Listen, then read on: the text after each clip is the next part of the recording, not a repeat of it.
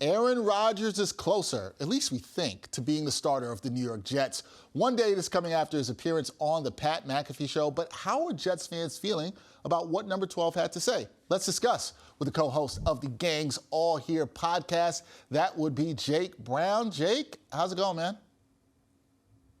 A whirlwind of emotions for Mets and Jets fans on Wednesday. You get Aaron Rodgers intending to play for the Jets. You get Edwin Diaz getting hurt about 8 hours later. So such is life as a New York sports fan, Dexter. Yeah, especially when you are a Mets and Jets fan or a fan of either or both. It's been a rough roller coaster of emotions, like you said there, Jake. But we got to talk about Aaron Rodgers. He said that he intends to play for the Jets in 2023. So if the Jets make this move, it won't be the first time Gang Green is traded for a 39-year-old Packers quarterback. Is Rodgers the best quarterback option on the market for the Jets right now, or is it somebody, let's say, like Lamar Jackson, who's a lot younger and got an MVP and in his prime? Is it somebody like that? Yeah, I won't deny I would love to have Lamar Jackson too, but I think Aaron Rodgers is the best guy out there, and I think he's the only guy. We don't know what's going to happen with Lamar Jackson. He might end up staying. He might end up going. We don't know his situation. We know Aaron Rodgers' situation, and it is, I want revenge, and I'm mad at the Packers, and he made that clear. The other options, Marcus Mariota, Carson Wentz, someone in the draft, there's no one left. Aaron Rodgers is the guy. And yeah, he's 39 years old, but this is a four-time NFL MVP.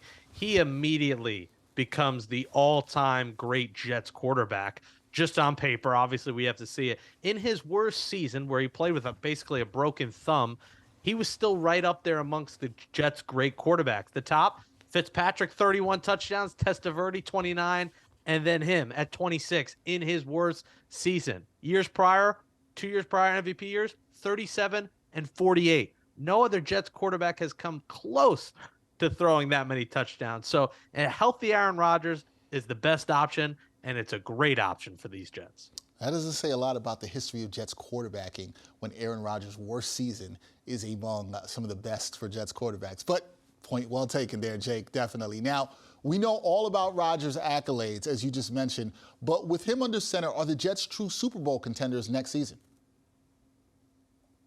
I think they are. You know, the Chiefs are still atop the AFC, of course. You got to look at the Bills up there. You got to look at the Bengals.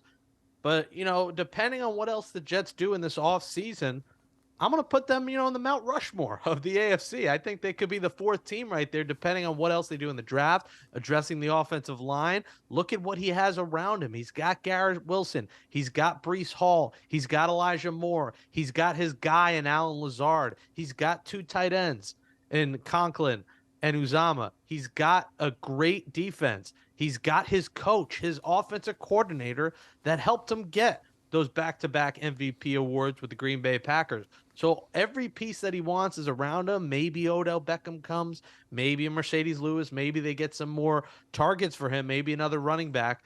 But there is everything in place here and more to come for the Jets to be a Super Bowl contender. I know we would laugh at that most years, but this was a team that had Mark Sanchez almost get a statue, and he pulled a hot dog out of his sock in a game. So this is a franchise that has been one of the laughing stocks in the NFL.